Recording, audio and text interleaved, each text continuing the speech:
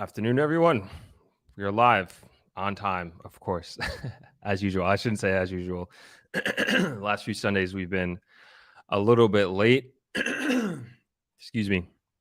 And this is our first midweek live stream. Oh, boy. I got my speaker on. Sorry. Let me close out a tab here. I can hear myself. But yeah, this is the first Thursday live stream of the year. I didn't think we'd be doing it so early in the year. We didn't have plans to start this until actually April, but the team is team is moving like very good actually together. We're gelling really well, and we're, as you can see, getting content out more regularly now, and then also like really staying on top of the original Sunday live streams. And now we can comfortably add a Thursday live stream back, which I like doing. Originally, the idea behind the Thursday live stream was really because of Throp X more than anything else, and that was just kind of keeping everybody up to date with what's happening with Throp X, and that's kind of where that investment conference really came from, was from the live streams that we did on Sunday, and then the extra one that we did on Thursday, which was awesome. But now we want to build out this show, build it out so like this is part of the regular streaming schedule on Thursday. And I'll say this again as we get into today's discussion, as more people join. We're actually going to be moving the Thursday live stream over to Patreon. So we're basically doing this for the rest of the month and the same normal platform here on YouTube. But after that, it's going to be Thursday live streams will be Patreon only. Of course, keeping the Sunday live streams on the beach here in the grill or wherever we are. If we're at another hotel or another location, that will of course be the staple, and that will always be the original, bringing like the same value that we always do. But these Thursday live streams are going to be more of this. We don't really exactly have the programming down 100%, but it's definitely going to be more of getting really into the weeds of a particular subject matter and a subject area, and we really want to save that for Patreons and give back to them, those that have been supporting. And if you want to see more of this, and depending on how the conversation goes tonight, I guess you can make a decision after that. But yeah, this is going to be moving to Patreon in about 4 weeks or so. But for the month of March, this will be here. I won't say always be here. This will be here for the next 4 weeks or so. So of course, as usual, let me know where you're chiming in from, what city, what state, what country. And I love to hear from people wherever they are in the world. And that's something that always gets me excited. So we'll start there. As you can tell from the title of today's live stream, it's a little bit different from our normal live stream. And that's, again, what we're trying to do is kind of differentiate these Thursday live streams. And we're going to be interviewing two of the organizers of the protest that's taking place in respect to the closure of Blue Lagoon in Port Antonio. And that's starting at 4:30. So I invited them on at 4:30. I just wanted us to go through our regular program here before we get into that. I have some articles, of course, that I want to share with you guys and bring everybody up to date.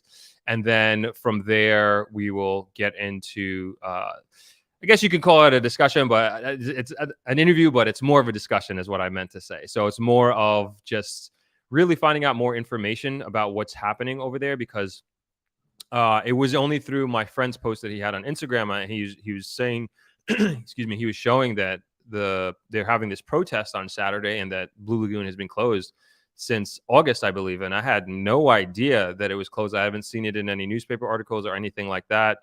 And so I was like, man, let me try to bring some awareness about what's going on. And I just wanted to just kind of bring it up. And then he sent me the contact information for one of the participants in the protest, and conversation just kind of went from there. And we're like, okay, let's do, instead of like trying to squeeze it into Sunday's program, let's do a dedicated program on what's happening and bring awareness to what's going on with the whole situation.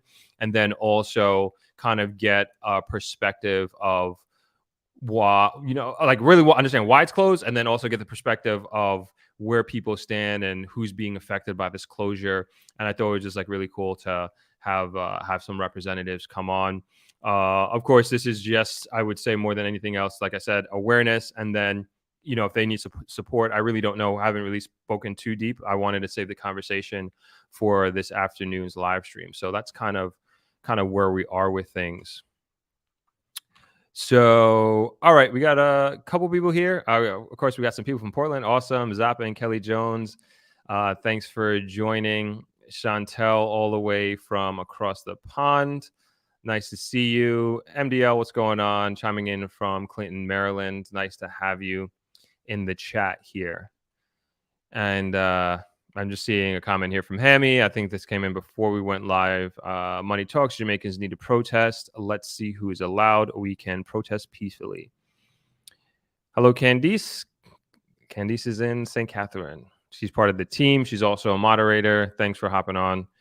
And she's going to help me manage this live stream today. So that's kind of the agenda for today for the most part. So another 25 minutes or so, we're gonna have our guests join us. But before that, I do want to hop into some articles, and we're probably going to talk about one or two of these again on Sunday, I should say. And just because I know like this has kind of been like at least two of them have been on the just like something that we've been talking about. And if you didn't check out the live stream on Sunday, we had and I meant to actually, let me bring that up before we get into the stream. Candice, can you send me that NHT note? Not the NHT, the NHT note that you put together. I just want to go over that with everybody before we move into the other article. So on Sunday, we had like a pretty lively discussion, I would say, about the housing market and also essentially the affordability of the housing market in Jamaica for the average Jamaican. And I actually asked three of my team members to come on and talk about it. They're all relatively young people in their early 30s.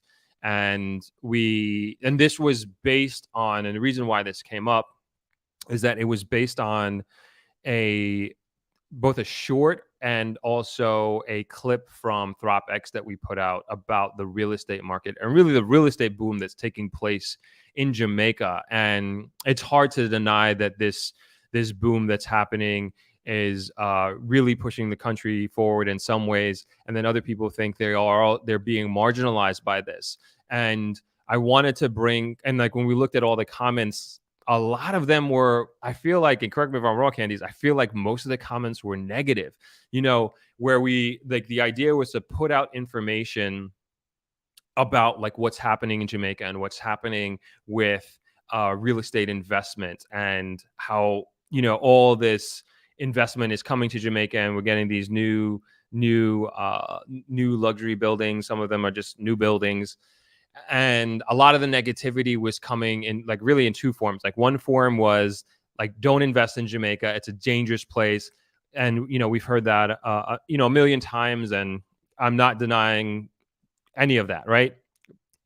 So to speak. And then the second argument that we kept hearing was that these are not for the average Jamaican, and it's, foreigners who are owning these places and driving up the price, and the average Jamaican can never afford something like this. So I was like, let's have a discussion with, I would say, some of the so to speak, like your average Jamaican, your working Jamaican, and kind of get their perspective on how they feel about the future of home ownership. We also did a small survey. I think we had about 18 people in total on the survey of on the, like, I mean, 5 different questions. Sorry, Candice, can you send me the survey as well? I just got the guide. If you can send me the survey, I just want to pull that up as well. So we did a small survey, just kind of getting an idea of generally what people thought. There was no conclusive evidence. It was more so a point of discussion that we can talk about, and like getting, instead of us just being, 5 or 4 people on a live stream talking about this, like let's bring in some other perspective. And to me, like it's a survey, 18 people, not a lot, some very extremely small sample size, but nonetheless, we got some talking points from that. And I'll pull up the survey in a sec as soon as Candy sends that to me. And one of the things that we wanted to put together, based off of that discussion, I really encourage you, if this is at all something that you might be interested in, to go take a look at Sunday's live stream. We went over 3 hours, but that just kind of goes to show you like just how in depth we went, and got the deep perspective of everybody who was on it, and really appreciate my team for coming on and being open to be a part of the discussion. I thought it was very, very important, and I thought they did an excellent job in that. All right, I got the survey here. Okay, so we got 19 responses.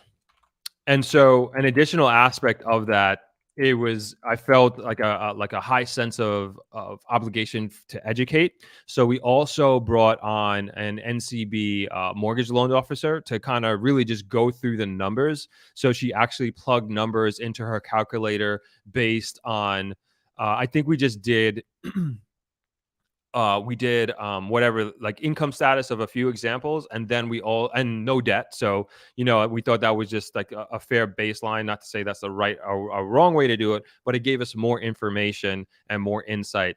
And then in addition to that, we put together a document that kind of encapsulated from the perspective of the process of getting a loan, going through NHT, what that process is like, and then also giving examples of different homes in the document. So let's just quickly run through. The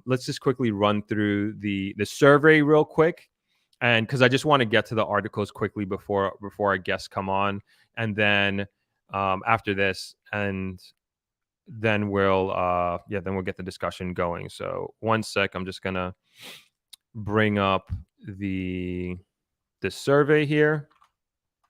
Again, nothing conclusive, but I just thought it would be worth sharing. So we had 19 responses, and I thought it was important to get age demographics, of course, and 73% were who answered the survey was between the ages of 30 and 39.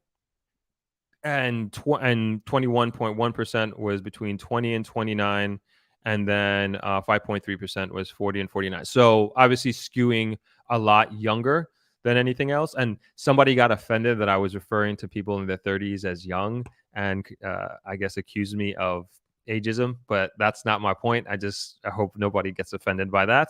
But yeah, I like to still consider myself young. I'm not in my early 30s, but if you consider me old at 38, then that's fine too. We also thought it was important that we stuck to people in Jamaica. If we're gonna be, I guess, critical of what's happening, and the effect is on the focus of people living here. So I thought it was important that we focused on that. So the majority is, I would say, coming in from the east. So between St. Catherine and St. Andrew, we had the majority of the people who answered this questionnaire, and you can kind of see the breakdown of the pie of where people are answering from, I should say. And I would say about half and half said they own a home, and half don't, who answered the survey. And I thought this was also important, getting an idea of their monthly rents currently. And about 11 out of the 19 answered. And you see that of the people who answered, they fall within the $30,000 to $50,000 range in terms of what they're paying for rent. 18%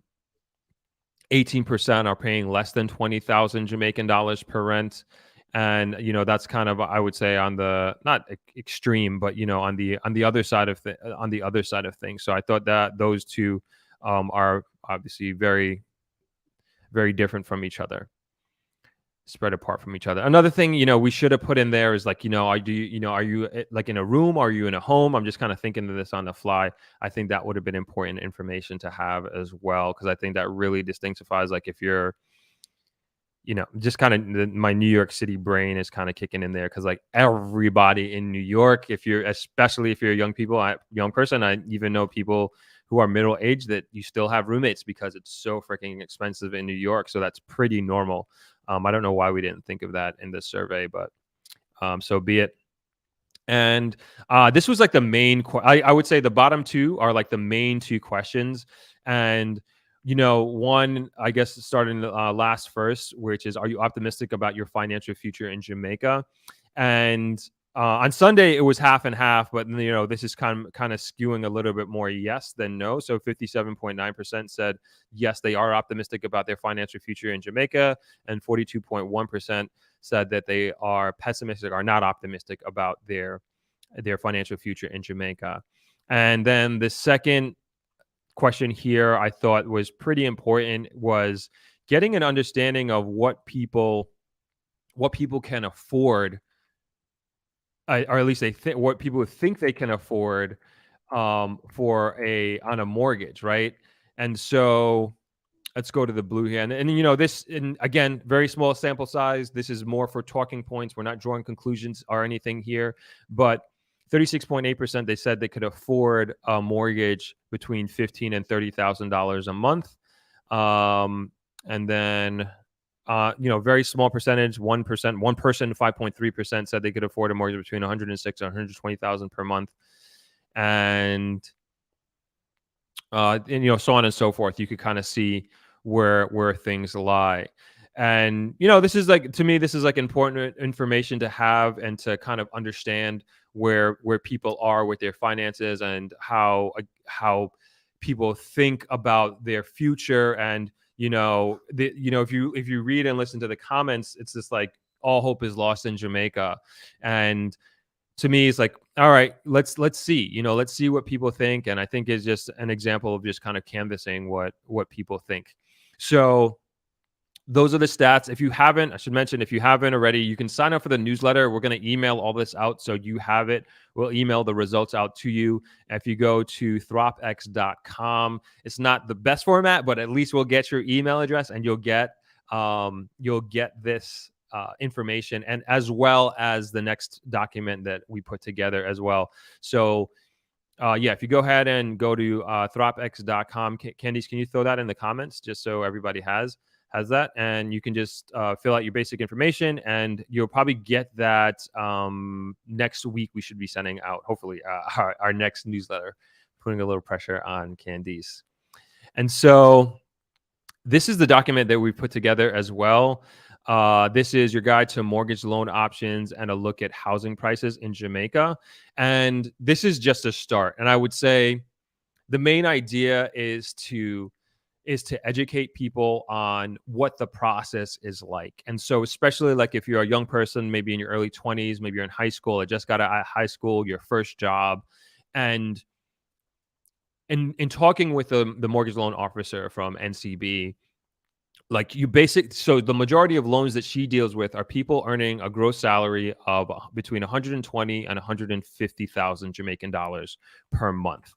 And if you don't, and then not to say that if you earn less than that, you don't qualify for a loan. That's not the case at all. That's just what she mostly deals with.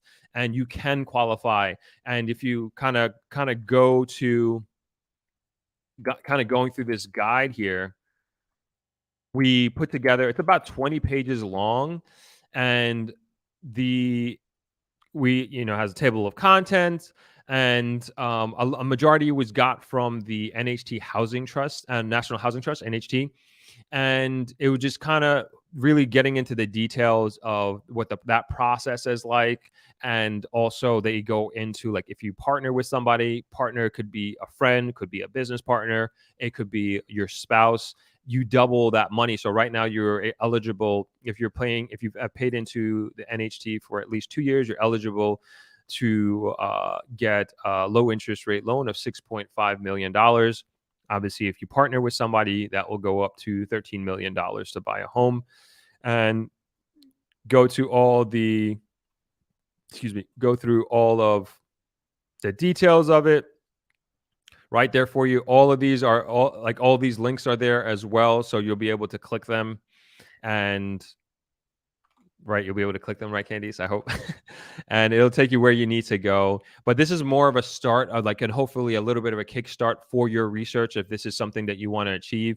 And so again, as like a young person, you could kind of see this and say, all right, um, as I just said, like you need to get to that 120 to 150 average. I would say like that would be the aim. And it's like if you're in your 20s, like, all right, how do I get to that point? How do I get to a point of earning that amount of money if you're not earning that already, and kind of work towards that. And then in addition to that, then you kind of get an understanding of what being part of the system looks like and what it takes to get get and qualify for these loans. And they go through the point system there and earning, and you get basically the less you make, and correct me if I'm wrong on this, Candice, the less you make, the more eligible you are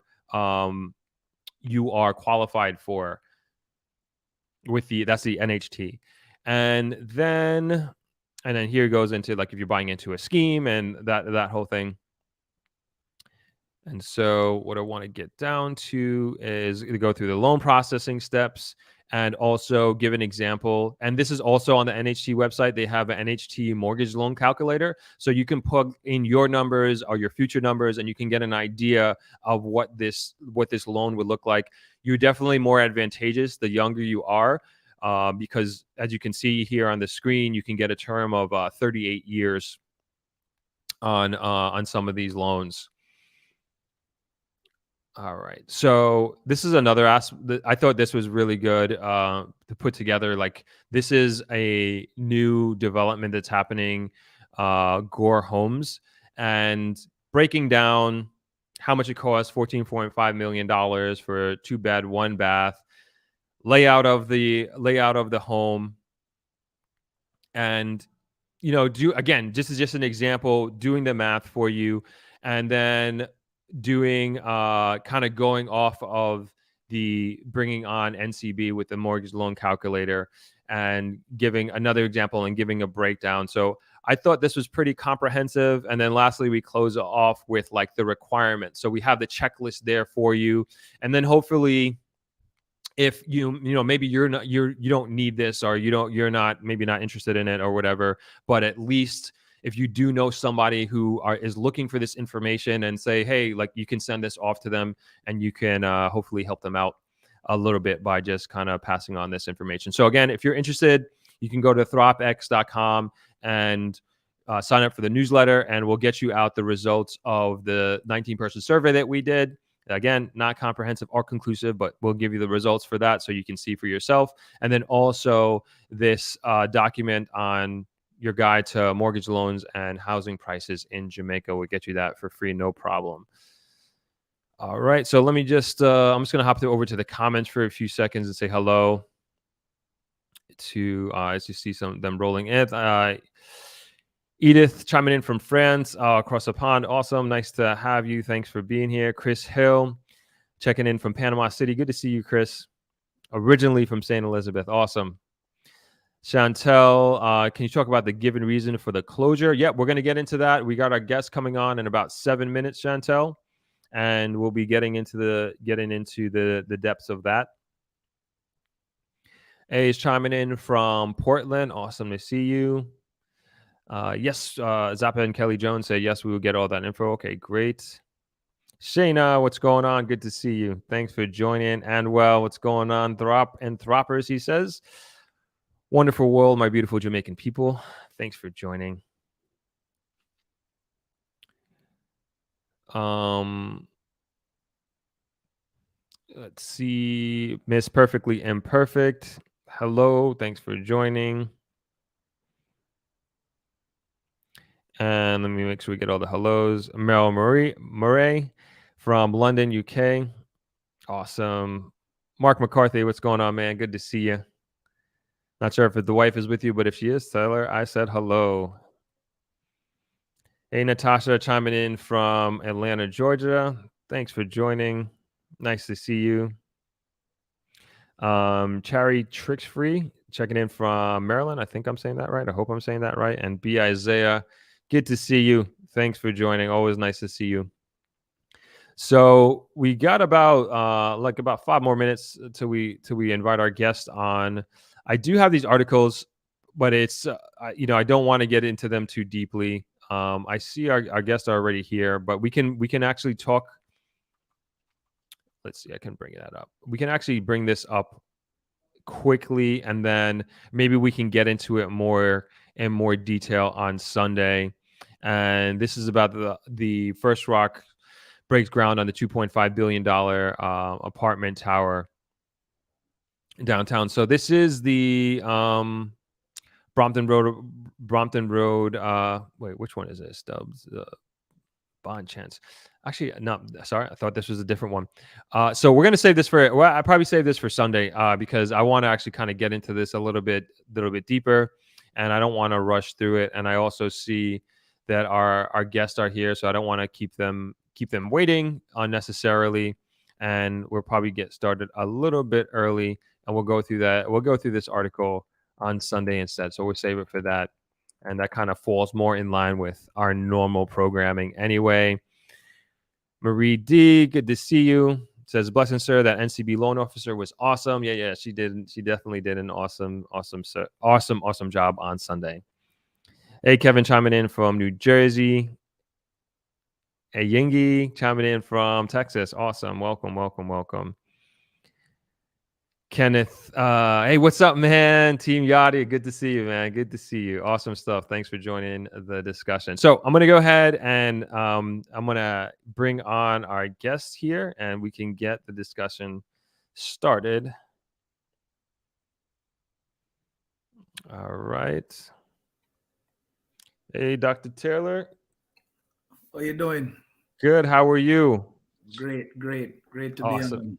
Awesome. Thank you guys so much for joining. And we have Simi. How are you? Hi. Awesome. Great. Wonderful.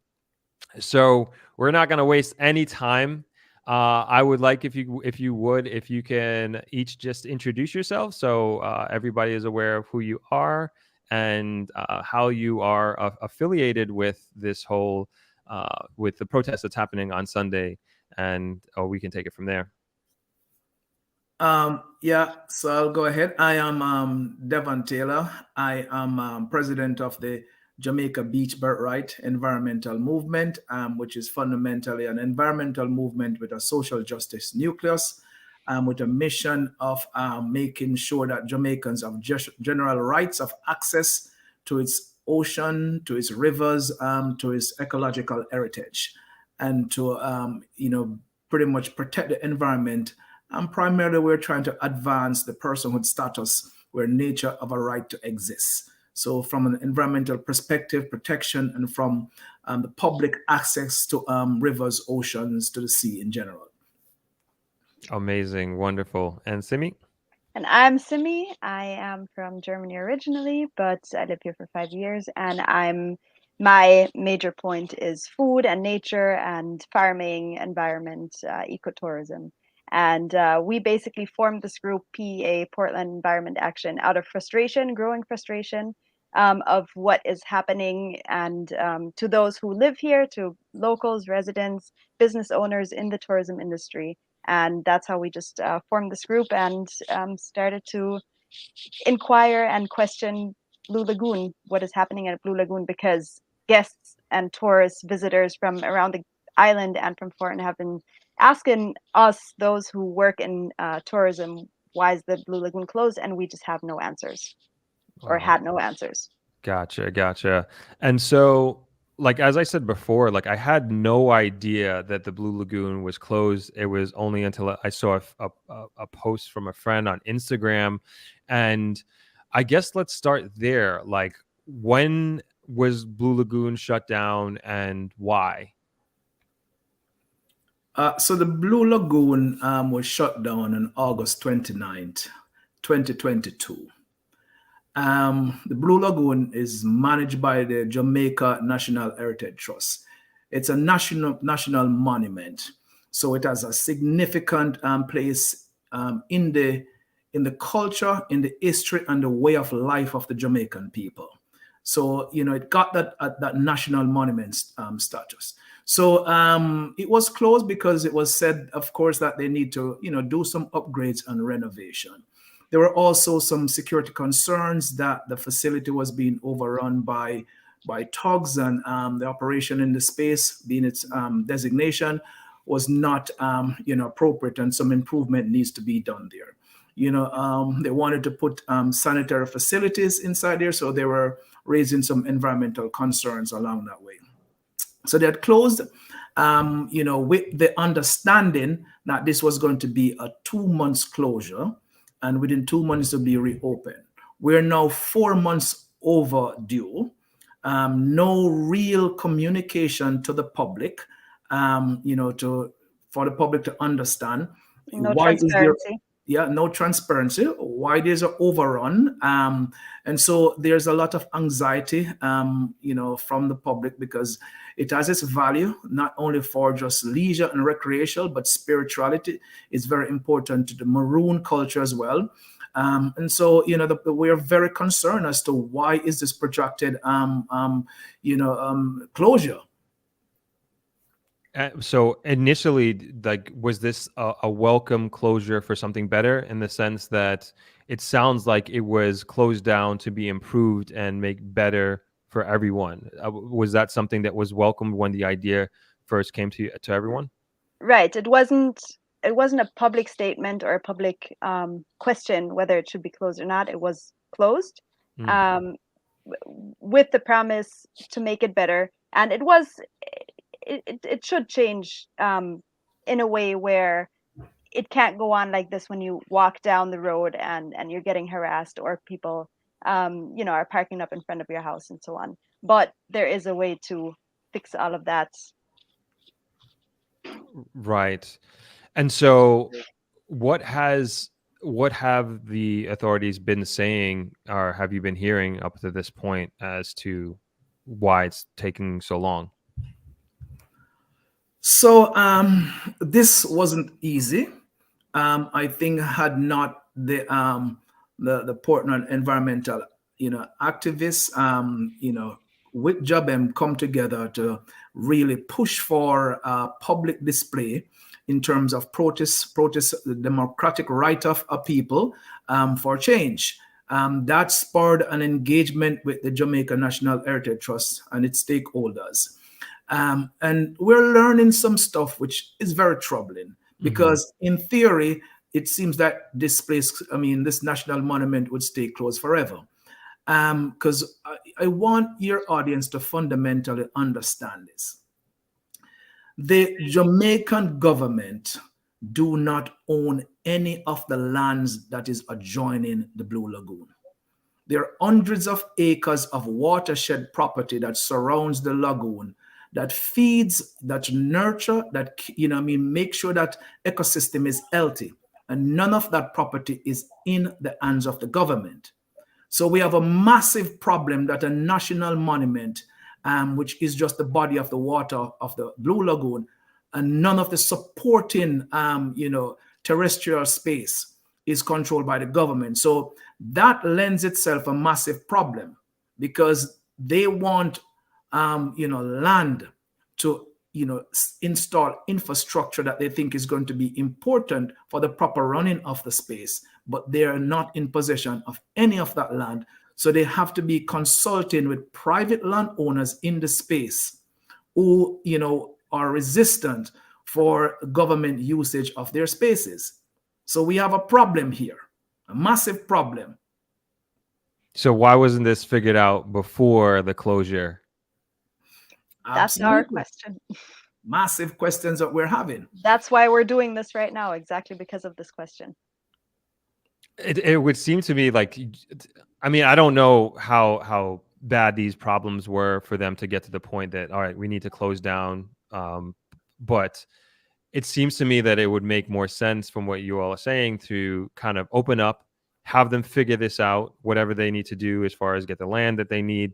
And then once that's figured out, then close it down and then start the process of reconstruction, redevelopment, or whatever it is. Exactly. That would be a logical part. And it speaks to a larger problem as to how Jamaica's ecological heritage is managed. Okay, there's a mismanagement of Jamaica ecological heritage. We're speaking here, an example is Blue Lagoon. So there's been no proactive thought into these problems, and it's massive across the island. It speaks to the massive amount of loss that we're having to beaches, right? And it's because there's been no proactive, way as to go about the designation of these spaces for the population. And hence we have this problem right now where we cannot, they're claiming that they cannot open the lagoon because, we don't have the necessary land to create the necessary infrastructure. And we have to settle that to get a partnership with a landowner in the area to allow it to do this while the public suffers. But we are not accepting that. We're asking for the immediate opening of the Blue Lagoon so folks in the area can access and use the space. And I'm saying this because the property that's adjoining the lagoon, those property owners can enjoy the lagoon.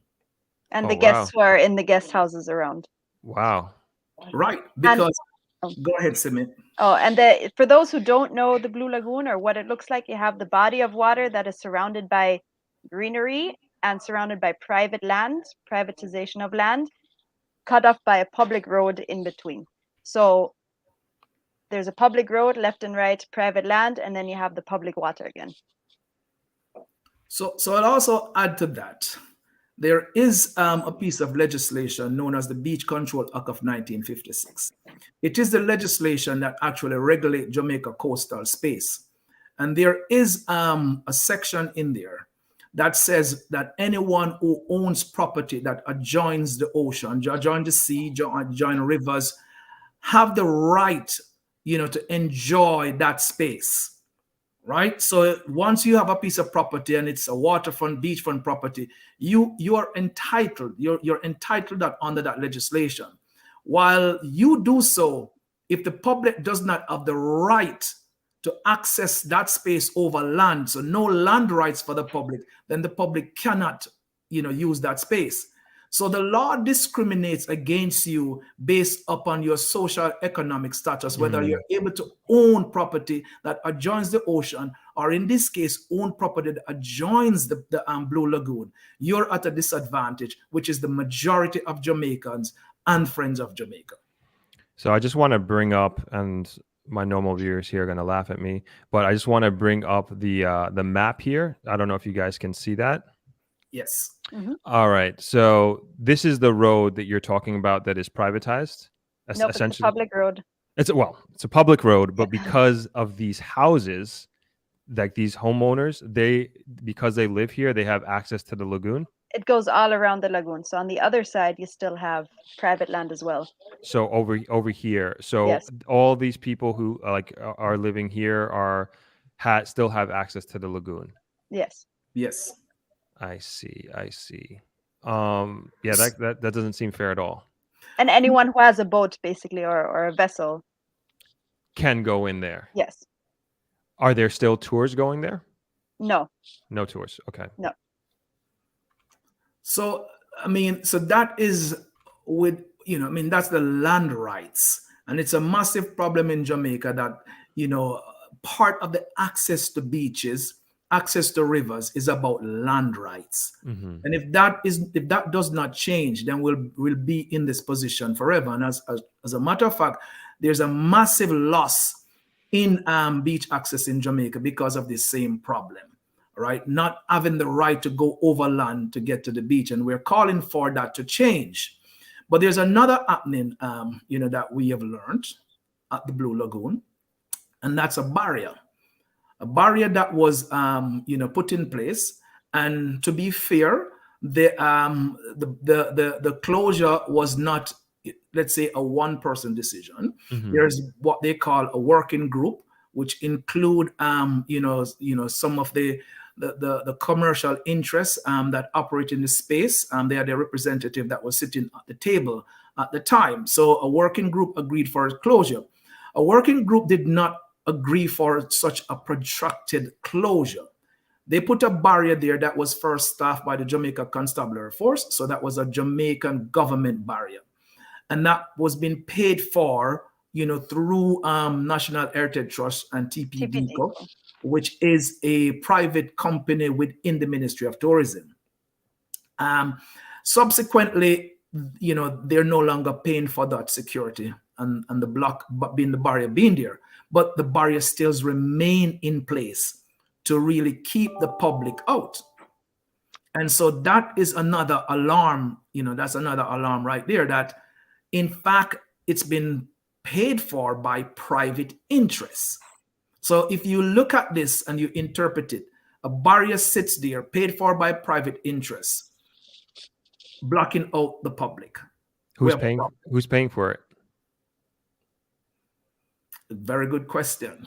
We're trying to find out. We have not gotten any answers yet on that, which is the situation now. For months, the Blue Lagoon has been closed. An official public road has been closed by a private security company with a barrier.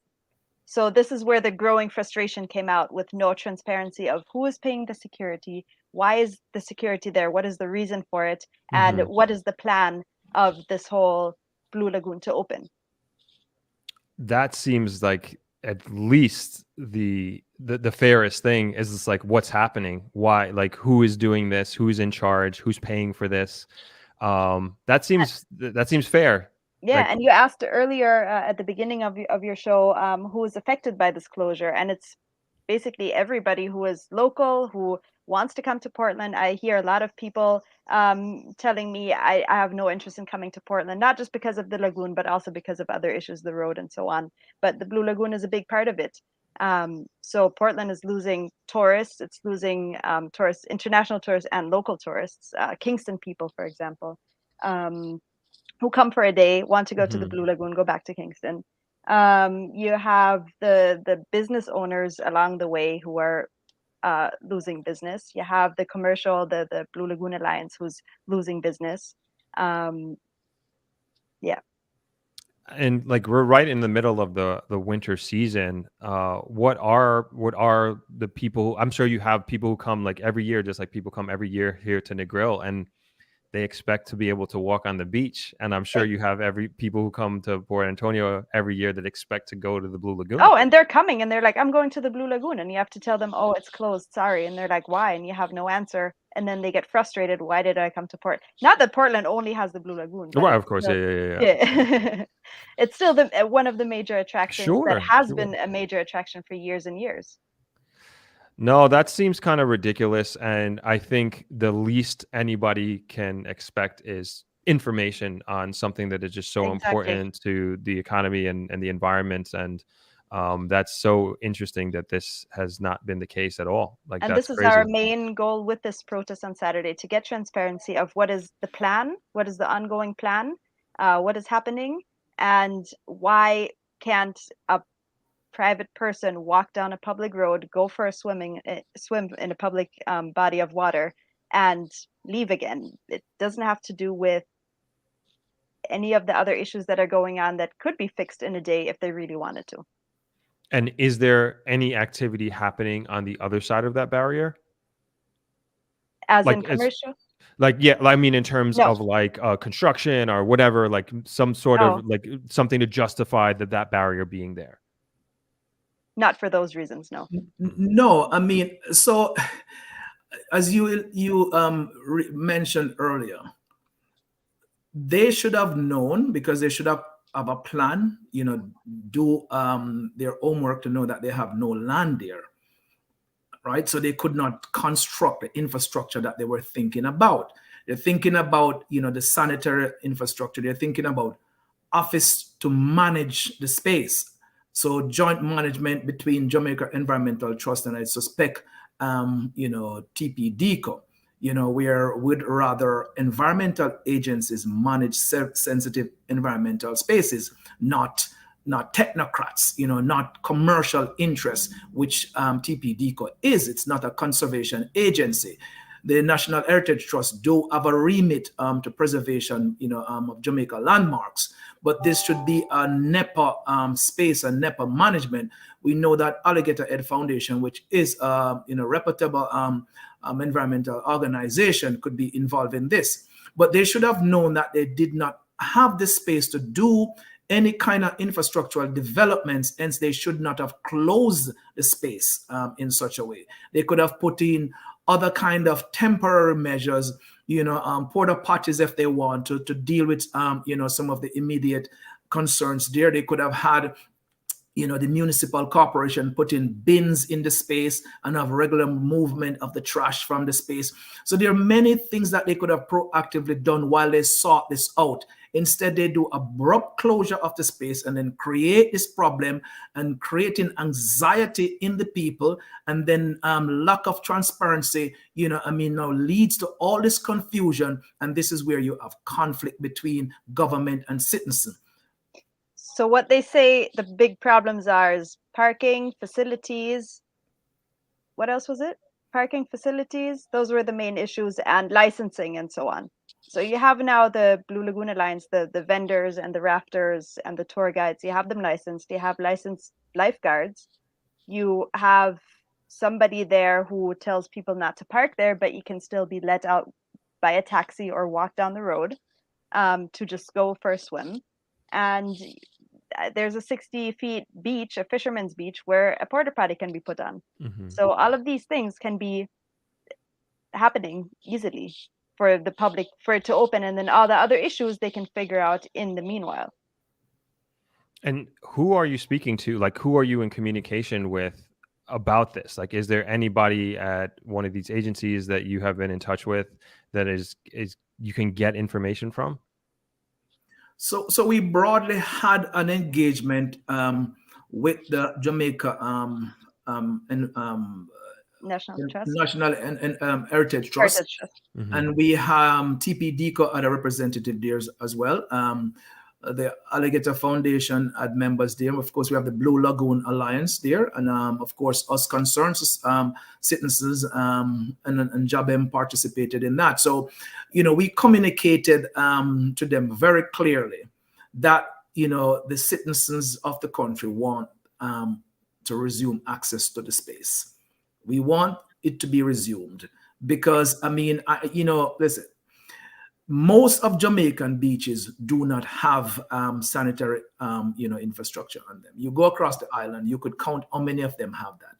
As a matter of fact, most of the town centers in Jamaica do not have sanitary facilities, but they are used. You access them. You go around Jamaica, you don't see, sanitary facilities spread out all across the country, but it doesn't prevent the people from accessing. So because, we know we have issues around the country where people will relieve themselves in various ways, right? But it's not something that is rampant at the Blue Lagoon, that warrants some serious environmental concern. Has it happened? One is not going to say no, but is it, an alarming thing cause for concern to say, shut it down? No. All right, so people need to access the space, and there are interim solutions that has been proposed. Portable potties and get, just proper removal of the waste from the space, which is a remit if the municipal corporation, within Portland for that to be done. So it can be done. An interim strategy can be put in place very effectively within a matter of days to reopen the space. So the question is, why is it not reopened, and why is this strategy not considered? And that goes back to the big issue that this rather small space is all owned by several individuals. So you have now this small entrance to a public space all owned by private land left and right from it.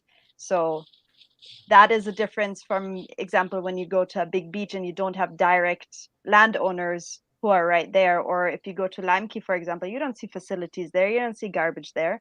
People do clean it up, but you don't have direct people who live there and can complain basically and have an opinion about it in that way for the public.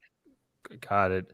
And I guess and you can answer this however you want or you don't, but what do you really think is happening and what's going on and why is it actually closed and why does it remain closed? Well, if I'll be blunt, I mean, I think there's massive amount of corruptions here. I think there is across the country um, the commercialization of the coastline of Jamaica, which has one purpose, and it is to deny Jamaicans access to their ecological heritage. So I think what we're seeing here is very similar to what we do see at Little Duns River in Ocho Rios. An event happened, and that event lead to collective punishment of the entire country. And under international law, collective punishment is, and it's illegal. We can reach interim solutions to fix these things so that people can still, enjoy leisure and commercial activities can still go on. I mean, security can be put in place. Portable things can put in place, and garbage, receptacle can be put in place. So, I will be blunt, but I think there are some special interests that is actually holding the country hostage. And it's convenient because now you don't have the hustlers there. You don't have anybody parking in front of your house. You don't have anybody walking past your house every day, and you can enjoy the Blue Lagoon for as a pool, as an empty pool. So it's convenient as well. Right. I mean, I think a lot, and you can see in the comments, I think a lot of people are thinking that exact same thing. And playing devil's advocate here, not devil's advocate, but really putting ourselves in the shoes of the people who want to make this happen. And when I say want, like those who want to see this close and see it remain closed, like what do you think that their dream or their vision is for this place? And if everything goes right in their eyes, what do you think will happen to Blue Lagoon? I think it will become it's if they continue like this, it can become another main tourist attraction that is not for the public, but for those who, just like Duns River Falls and all these other main attractions that have an entry fee to get in, which we of course hope won't happen. That would not go well. I have the feeling. Wow. I mean, I don't think it's a feeling. I think you're spot on. Yeah. I think everything is seen through the ends of commercialization, how to make more money and how to control. And that's a problem for Portland because Portland should stay Portland, an ecotouristic space, and it shouldn't have to become another Ochi or another Negril. We have Negril, we have Ochi. Keep Portland an ecotouristic space. Keep Portland full of nature and for locals and for ecotourist people and not for, big money people. Yes, and keep all the access, keep these access to oceans, to the sea public. And so, I think you're onto something when you ask that question, because it's been raised that impact studies needs to be done to understand how many people the Blue Lagoon can support in any one time. And when you start talking like that, then you're talking about regulating the space. We're all for environmental management done in sustainable way. All right, but you have to be transparent about it, and it has to be done equitable. We do not want to see this becomes another paid attraction, that will lock certain people out. And that is how, Little Duns River came about, because if there's a Little Duns River, there's a Big Duns River.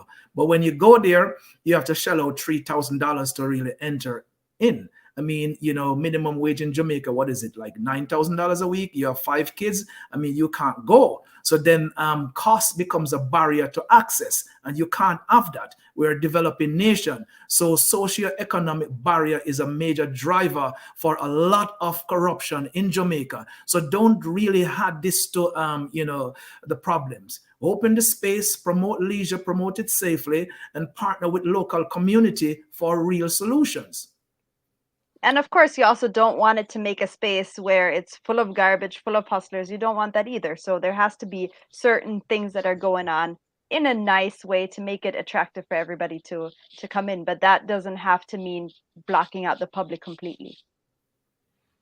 And a lot of people, I've seen a few comments in this comment section asking about saying that we need to hear both sides of the story. So that's one thing that we were going to try to do, is try to get somebody from the other side on. But we figured, like, let's hear from you guys first more than anything else. But even that being the case, that we don't have somebody from the other side, I think the bare minimum is that you should have the information to know how long it's going to be until it's closed, and why is it closed now. And the fact that you guys are saying that you have no access to any information, so much so that you're actually putting on a protest on Saturday to just get some basic information, which I think at the very least, everybody, the stakeholders, the community has a right to that information, to know what is going on.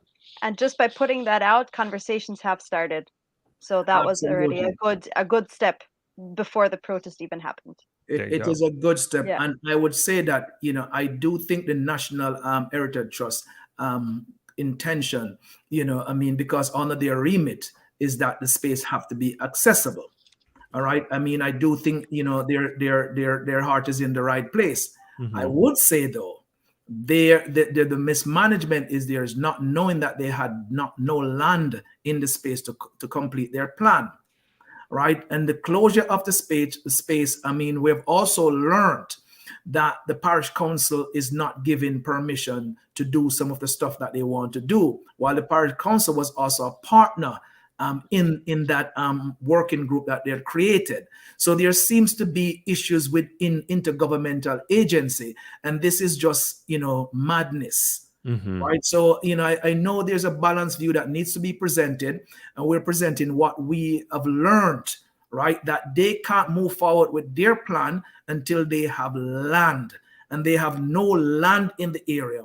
And I don't see, maybe one of those, owners will allow them to use their property. They're in consultation with some of those guys, but it's, that should have been done long time ago. It's 4 months overrun. We don't have, an idea as to what this timeline may be, what the discussion is, what the proposal has been floated with these entities. And so we cannot wait, because theoretically, this could be never.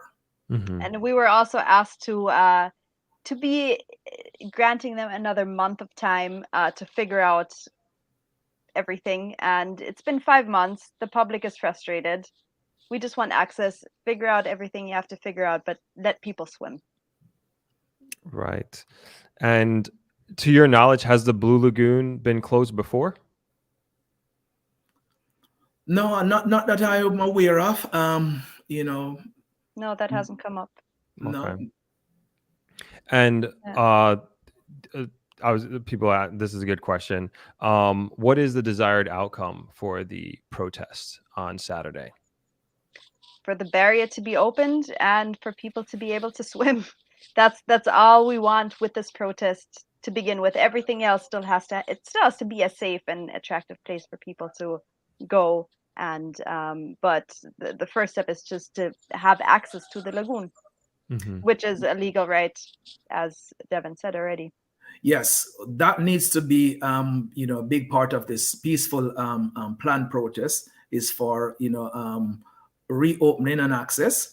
I think a part also is for the government to make a statement, right? Yes. And whether it's the National Heritage Trust to make a clear statement, provide the country with what their plans are, what are the barriers to their plans, and what the government is choosing to do about this, right, to alleviate this anxiety among its citizens.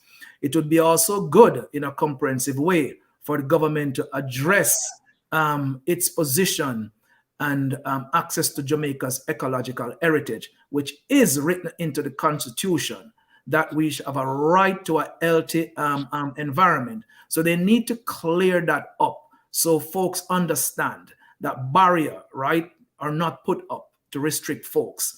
That, the cost to use spaces is not a barrier. That that leasing beaches and lease to rivers is not a barrier of access. So we need, very comprehensive understanding as to how they're moving forward. So this doesn't repeat itself, at YS Falls, should they choose to really further, that's a private property at Reach Falls. So if they, choose to really privatize this entity to any really, beautiful spots across the country. So we need a statement from them, and they need to open up for us to access. Because the only statement that has been made was, I think, a few weeks ago on the Gleaner, basically that the information is there is no information. That was the only public thing that was, published. There is no information. The problems are still ongoing. Sorry. Boy, oh boy. Just quickly to interrupt, if anybody has any questions in the comments that they'd like to ask our guests, just please throw it in the comment section, and I'll be more than happy to ask them. How many people are you expecting at the protest on Saturday? Can't really say. A good question. Yeah. We'd like people to show up in their Yes. numbers, to show their support. Yes. So we And want keep it 10,000 peaceful. people out there. We're laying that number down there. Come on out. It's for a good cause, and we normally don't really see such activism in Jamaica regarding rights. Mm-hmm. And beach access is a human right. Leisure is captured within declaration within the United Nations that everyone should have access to leisure. This is what it is. It is very therapeutic. Many residents in the area go there in the mornings, in the afternoon to do their therapeutic swim. You have the mineral bath in the back. Yeah. So it is meaningful to the Maroon culture. It's meaningful, to Portlanders and all people across the country. So open it up. There are interim solutions to facilitate that, entertain those interim solutions, and work with the stakeholders in the area. People economically are also hurting. So as they had mentioned, they're willing to open it in phased manner, as they wrote in the paper. Now here's the phase. The first phase is allowing access. Then bring in your other phases. And also, I just wanted to add in, for those who haven't swam in the lagoon for the past 5 months, Saturday is the day. So bring your swimsuits. All right. We won't just be walking, we'll be swimming as well. Okay. I like it. And as a side note, if you can just when we get off, you can just send me if you have a flyer, I'd be more than happy to post it on my platform here on YouTube. We'll make a new one today to just set some reminders. Okay, awesome. We definitely want to get the word out as much as we can. Have a few questions here that I'm going to put up. Mm-hmm. Kadia says, good afternoon, everyone. Good discussion. Are any eco-preservation organizations and universities like Mona's Discovery Bay Marine Center working together on this issue? The Alligator Head Foundation is part of it. They're trying to get things rolling again as well. They are in charge of the marine sanctuary around Portland, or most of Portland. Blue Lagoon is part of it. Okay, awesome. I have a question here from Chris Charles. If citizens have a legal right to access, who's enforcing this action? So, it's a good question, because actually in the Beach Control Act of 1956, it's basically states that no one have rights over the foreshore on the floor of the sea, except except acquired through customary use. All right, and that's customary use normally mean 20 years of usage, right? But so the lagoon qualifies under that because people have been using that for many years. So by doing so, they have that customary right. Who enforces the rights there is a very good question. All right, it's not that the government there says, okay, the people have a right, so let through. It's normally you have to go into the courts for the court to recognize that rights. And I have to say that JABEM is in the courts right now because we are trying to enforce prescriptive right for Bob Marley Beach, which is under threat, and for a beach in St. Anne in Miami Bay also. So we have these cases across Jamaica. Winifred Beach in Portland is through prescriptive law of customary use for 20 years that beach was protected.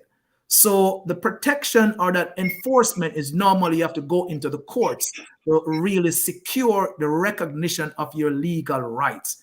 Now, with the heritage monumental status of the space, it should automatically carries that access rights. So that should be enforced. I mean, I'm going out on a limb here by the Jamaica National Heritage Trust. So if you with the protest on Saturday, if you go in the lagoon or you go past the barrier, could you be arrested and prosecuted for that? You're allowed to swim in a public body of water. You're allowed to walk on a public road. So there's And yeah, and we also asked the police if we needed permission for this. We do not. Interesting. So nobody's stopping you is what basically you're saying, except for the barrier. We will see what will happen on Saturday, Okay. but you're the lawyer. Please answer this question. No, I mean the police has the organization approached the police. They do have the permit to march. The police told them they have the right to to go there and to cross over the barrier. So all that is clear with the Jamaica Constabulary Force, which is the security force within the country. So there should be no problem and no one should be arrested on a peaceful march, walking the lagoon and swimming. Then I have to go back to the barrier and the security guard that's there. My friend, it is a conundrum. It's an anomaly, and we're trying to understand that ourselves. And because several members have asked, who are they working for? Who are paying them? And No that answer is not forthcoming. Now, maybe after your podcast, someone will come forward because they do that in a knee jerk to protect the image of Jamaica, and then they may provide an answer. But we could publicly ask here to the security company or the individual who is paying the enforcement of a blockade leading to the Blue Lagoon to please state who you are and why are you doing it and who gave you permission to continue to do so. And what is the reason for the security guard to sit there? What is the legal reason? Right. And so maybe the Jamaica Constabulary Force will come forward and declare that they are the one who was doing it, but they said it was not them. So we do have an answer that the first 2 months, while this closure was supposed to happen, TPDCO was paying the security together with the police, and they do not anymore since then. Where the trail goes since then is a mystery. Right. It seems like a bit of a bait and switch where it was done by a government who has the power to do so, and then it was switched out to a private company who, now my next question is like, do they even have a right to do this? That, do you even have to listen to the security guard? And I'm not encouraging, for anybody to do anything crazy here, but, do they even have a right to be there to put up the blockade and to have the security guard there? That's a good question. I mean, it's one that the Heritage Trust probably could answer, because as Semi mentioned, in the beginning, this barrier was by the working group, which include TPDCO and the Heritage Trust and all the ones within the alliance to kind of, clear the space and get the space ready for a 2-month closure to do their renovation. They have budget no longer supports it, and they're not the one who was given the instruction. They have walked away from it. We have asked them, and they said they're not the one doing it. So it's not the Jamaica National Heritage Trust. It's not TPDCO. It's not the parish council. With the police, it's not the police, but the barrier is still there. So I guarantee you that someone is going to come forward now and claim it. Okay, that it's them doing it, but we don't know. This is so bizarre to me. Yep. So bizarre. This is why all these questions started in our head. We're the group who started this. We're all individuals. We just came Right. together and we started to ask questions. And I feel like that's what more people should do, and that's what we want to do as well after Blue Lagoon is hopefully opened again after Saturday for the public to go swim.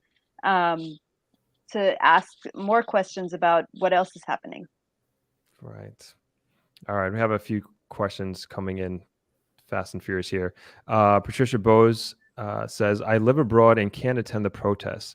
How can one aid in spreading the message and news and helping this initiative?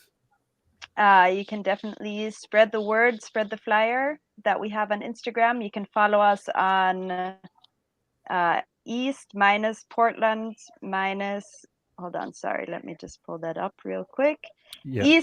East underline Portland underline Jamaica on Instagram. Okay, hold on. Let me put that. East. Say it again. East underscore. Underline, yeah, underscore Portland underscore Jamaica. You'll find our flyers and all the information there that we will put up. I got it up there. So yeah, you can follow them on Instagram to keep up with what's happening. Right, and they can also visit jabem.org. Yes. We have a website that really speaks to beach access issue in Jamaica. You know, we're out there on those social platforms as well.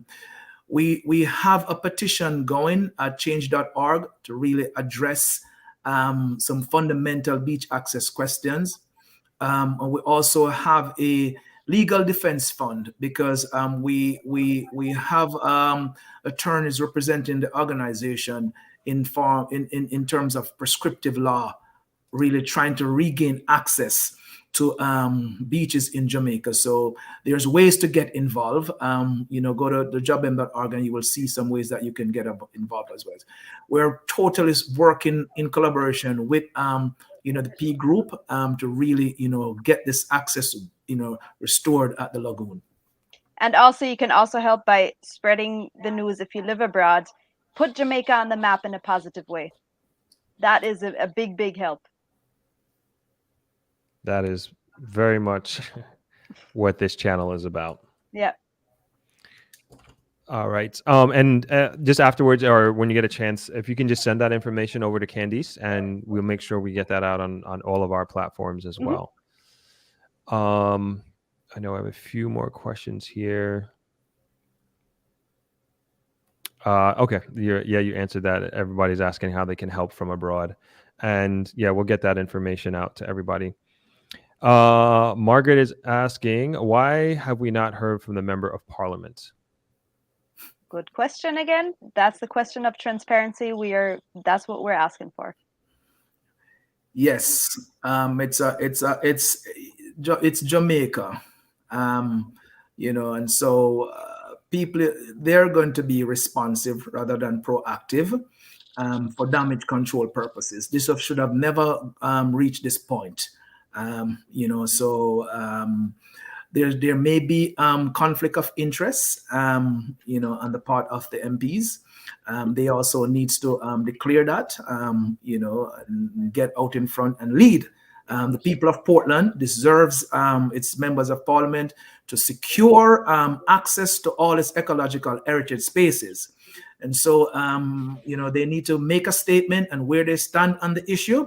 Do they stand with the people of Portland for restored access to the space, or do they stand for the barrier that is blocking access to the space? And I also believe that that's of interest of privatization of land, basically at the lagoon.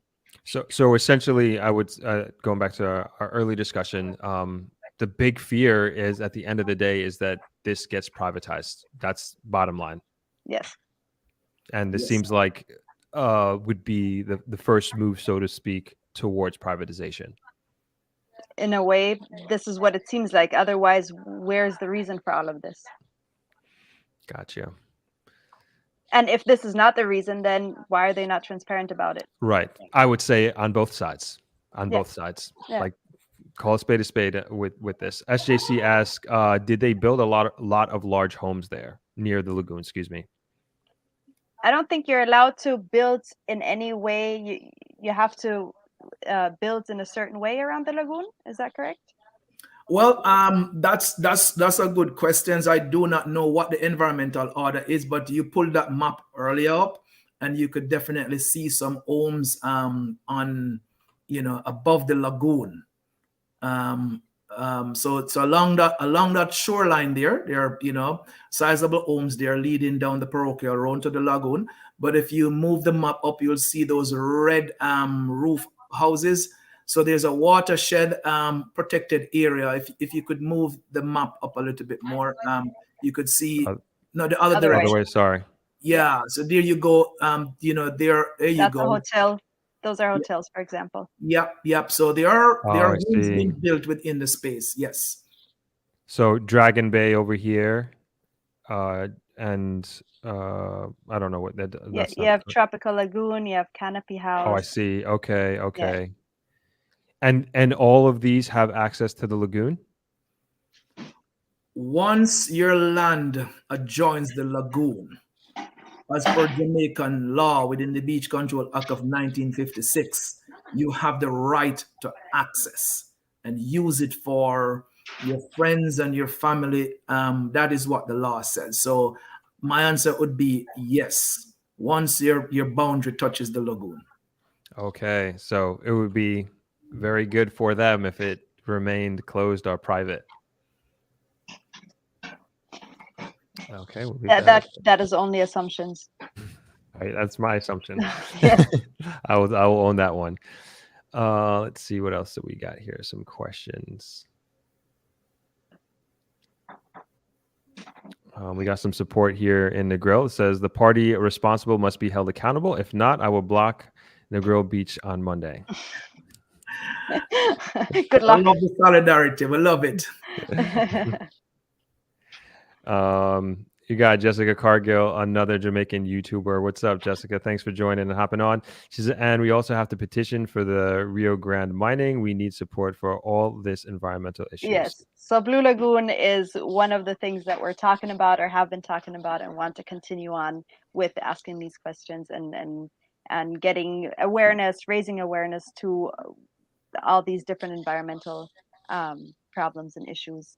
And yes, we do have a petition going. I will send that link as well, which that is a great way to help abroad as well, to just sign the petition, put Jamaica on the map in a positive way. Do you have a link for that petition? Or I have a link for that petition.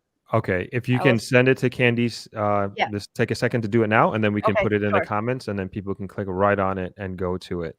Sure. Give me a second just to no problem. Go through all of this. Take your time. Yep, we're posting the link. Somebody's asking that now. We will post a link right here in the comments in just a few minutes. Kitty B says, if natural sites are made... Okay, excellent. Yeah, Candice, you could just throw that up. If natural sites are made part of the science curriculum by education department for all schools/students and families for learning purposes, do you think that may deter privatization?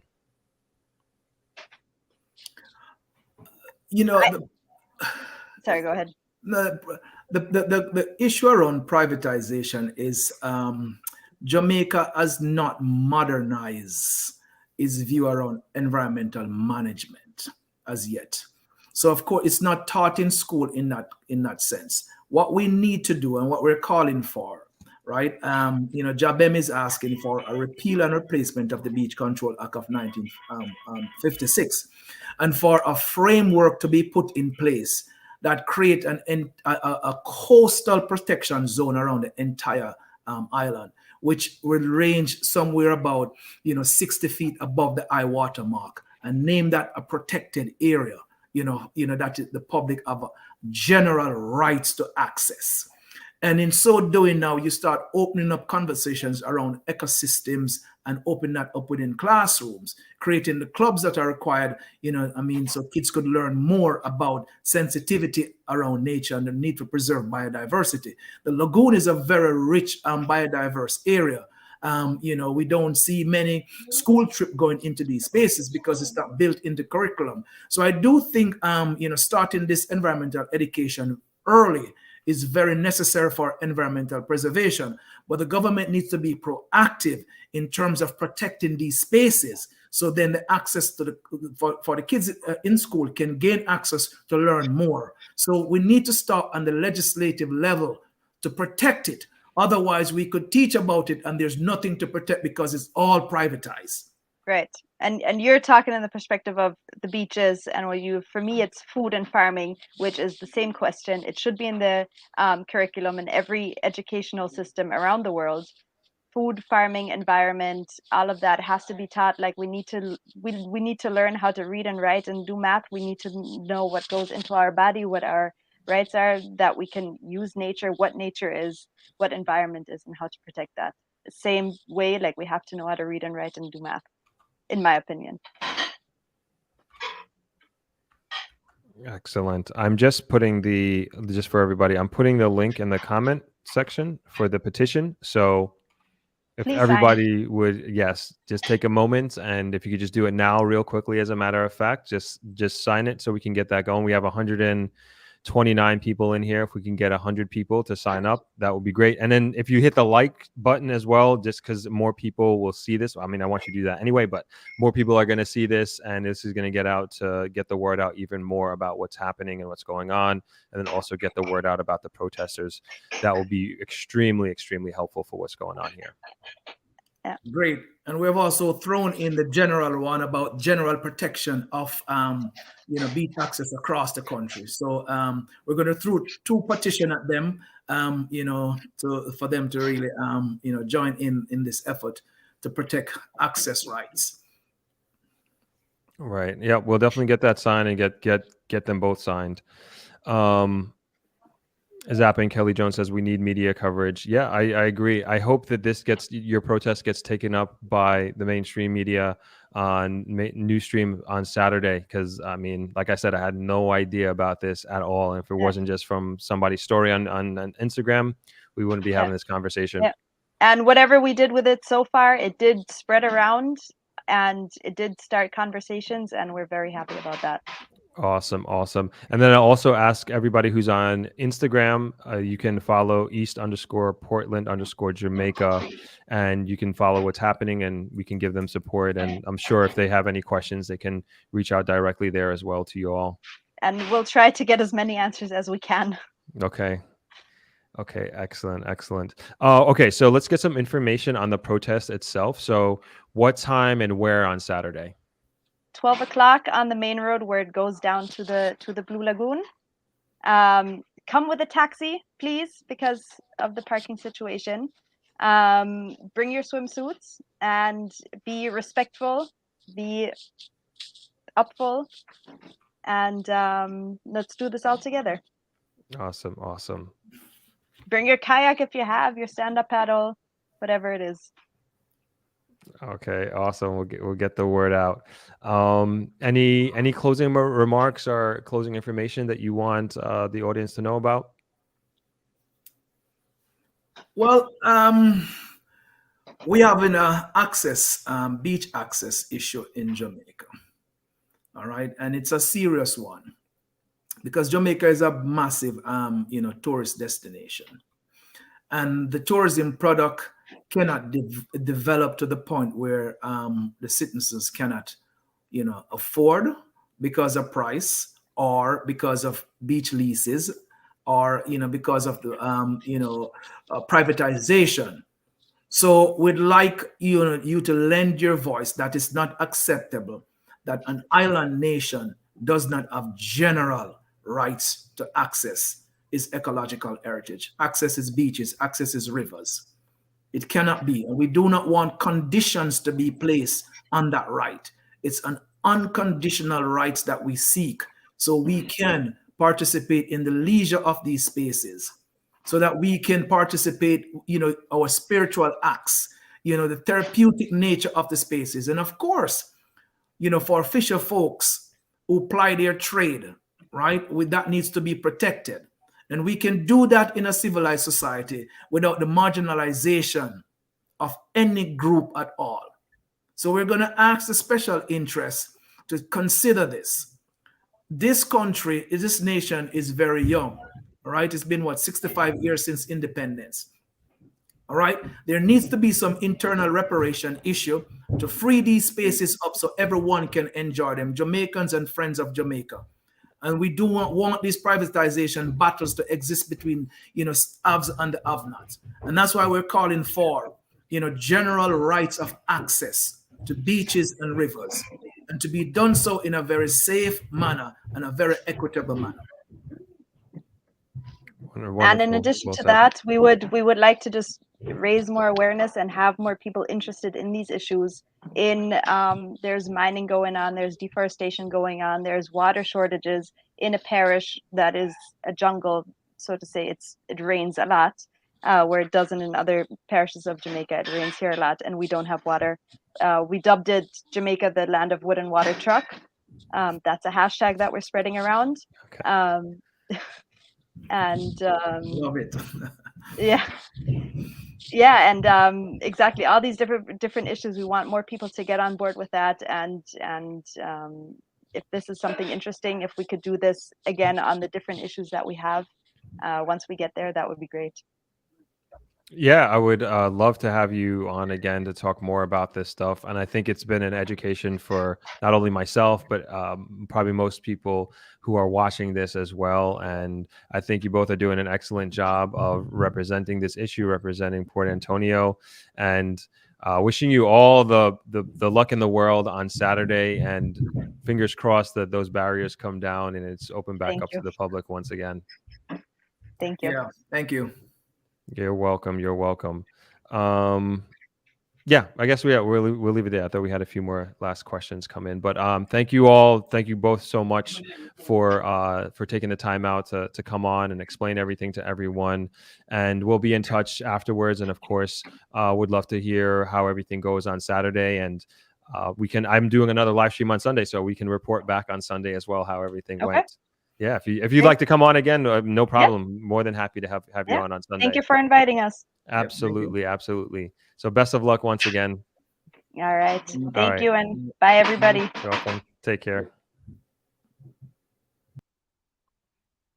All right, that was awesome. That was really awesome. Like, thank you to Dr. Taylor and Simra as well for coming on and taking the time out to explain all this to us.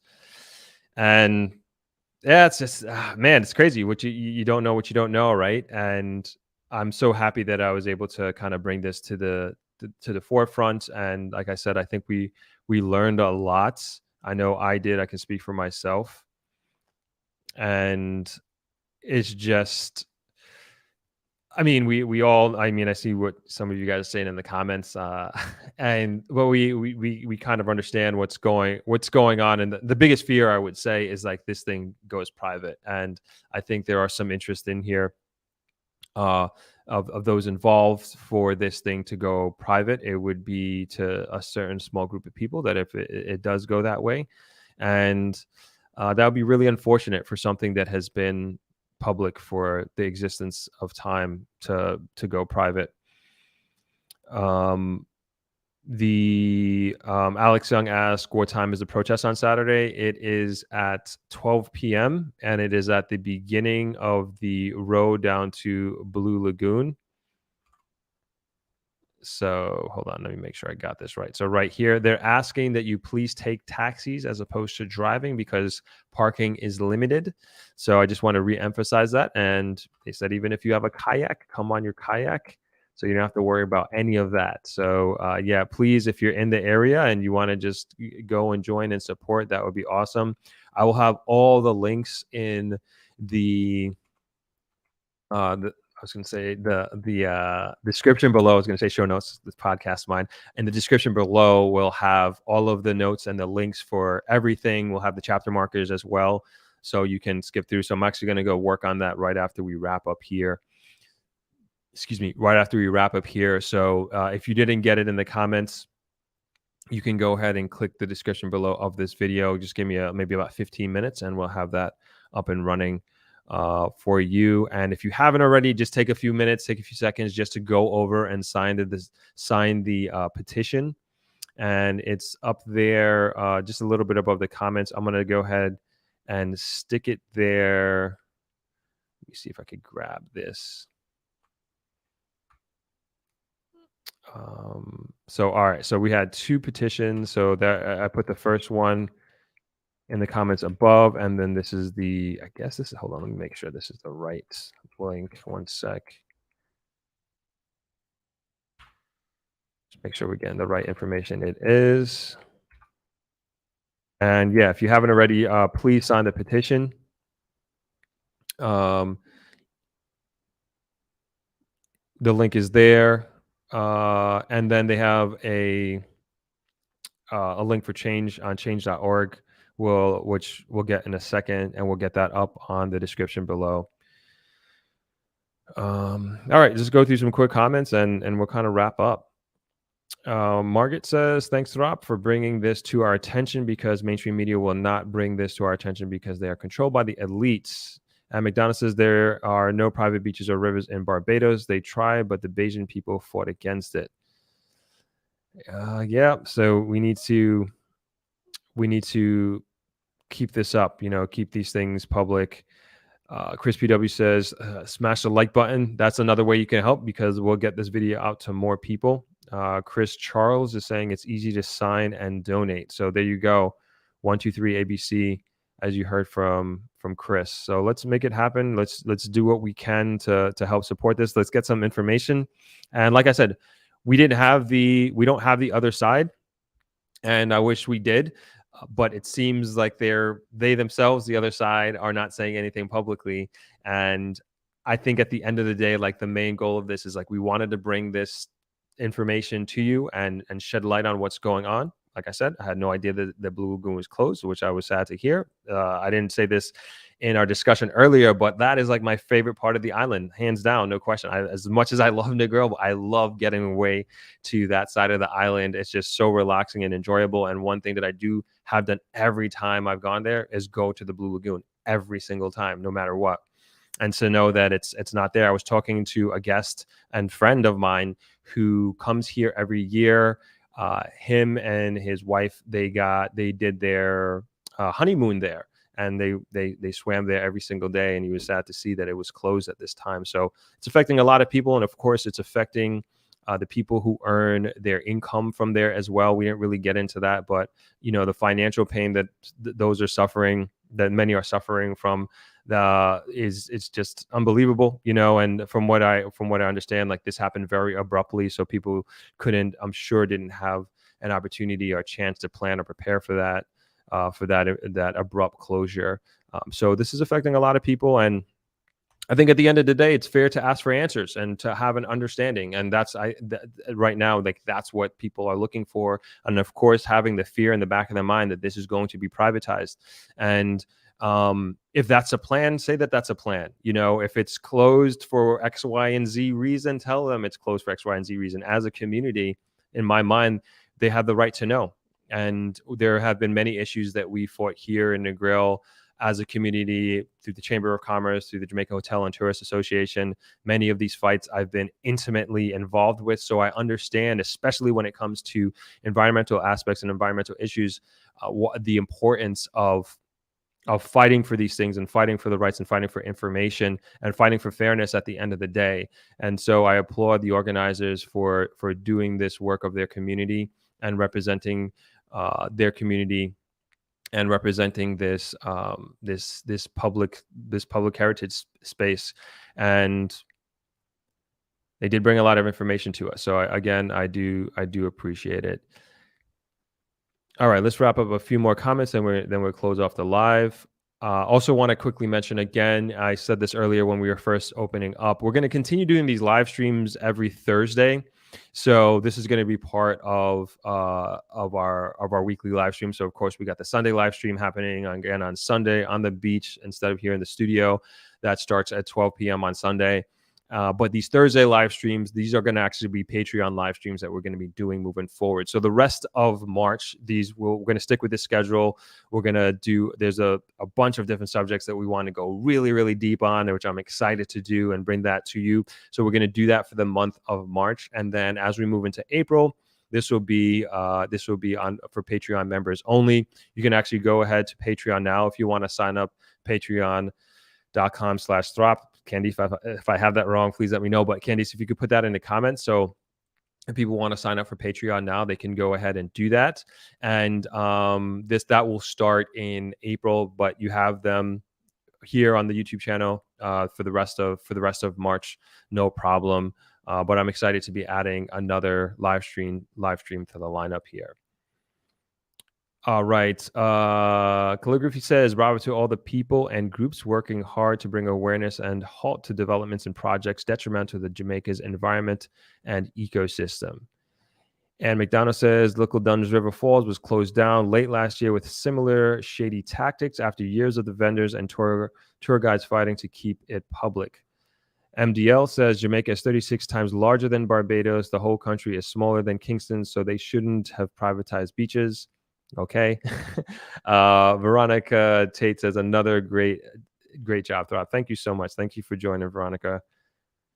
Kedia B says, the people do have power and must organize an outreach to the whole community, especially the youth, to push the issue on all fronts, must have a strategy.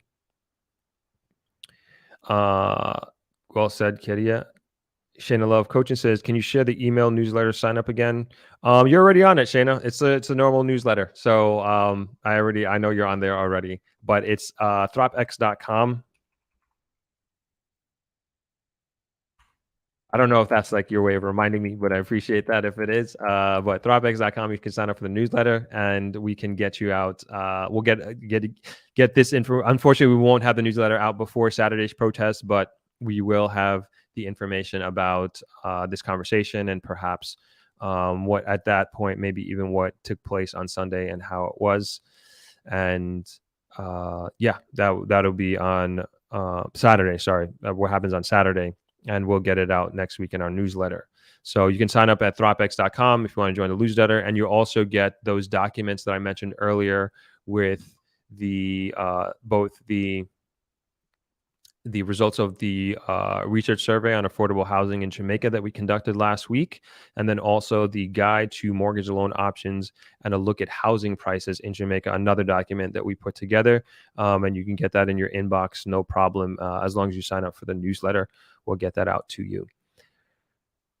So so that's it. That's the end of today's live stream. Normally I would go through those articles, but we're going to save those for Sunday. We have a nice program lined up for you on Sunday. So that's our next live stream. And I love to have an understanding of what happens in this protest on Saturday, and to get an understanding of, if any progress is made. And of course, we'll keep a listen out and an eye out, news and social media, to see if we get any more information between now and then as to why Blue Lagoon remains closed and how long it's going to remain closed for at this point. All right. Just trying to check for last comments. And I think we're good. So thank you, everyone, for joining this first Thursday live stream of 2023. We'll be doing them for the rest of the year, at least for the foreseeable future. And we'll see you again on Sunday at 12 o'clock on the beach, this time here live on the 7 Mile. Shayna Love Coaching says, I haven't recovered anything. No, we're sending it out. So we're going to send it out on the newsletter. So that you'll get it on Tuesday, Wednesday. I'm not sure what day we're going to put the newsletter out. We'll probably more than likely Wednesday, Thursday, actually. So we'll put it out then. So you won't get it automatically, but you'll get it then. We wouldn't have a chance to set up the automated emails, but we do want to get this information out to those who are interested in it. All right, so we'll leave it there. Thank you so much, everyone, for joining the conversation. Last reminder, if you haven't signed the petition, please go ahead and do that. Follow them on Instagram as well, so you can find out and see what's happening as things are updated. Appreciate you all joining the conversation, and I will see you on Sunday at 12 live from the 7 Mile, our usual stream. Thanks again, everyone. Have a good night.